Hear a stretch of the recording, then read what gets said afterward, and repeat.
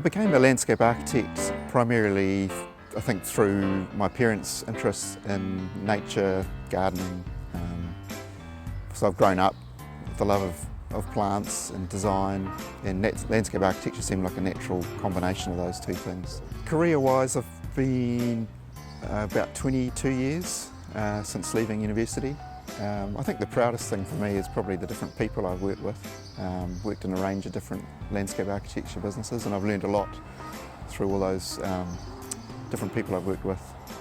Had a lot of great opportunities, different scale projects, different countries I've worked in.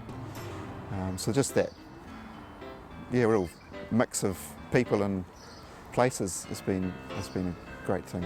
For people I've worked with, I started working with Robert Watson out of university for 4 or 5 years, and really loved that. He was a great person to work with, really grew my knowledge of planting design, landscape design.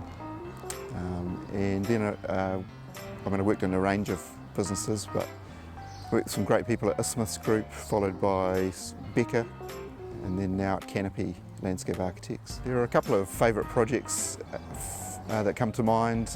One was the Best in Show exhibition garden at the Ellerslie Flower Show back in 2012.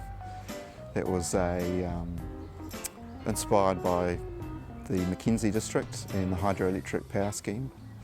We had great fun pulling together the sort of landscape elements and the industrial elements together into a garden for that.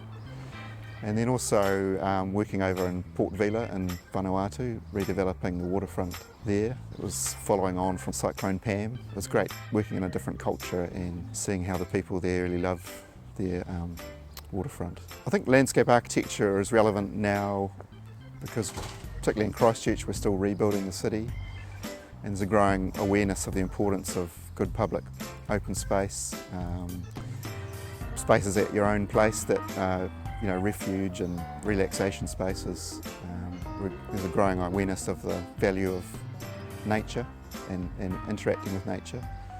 And I think landscape architecture is a way that we can bring nature back into our cities, into our living environments. I think one of the key issues for the profession and for all of us really is climate change and how we adapt to that. We're all still learning and figuring out how we can do our landscape projects better, a more sustainable way.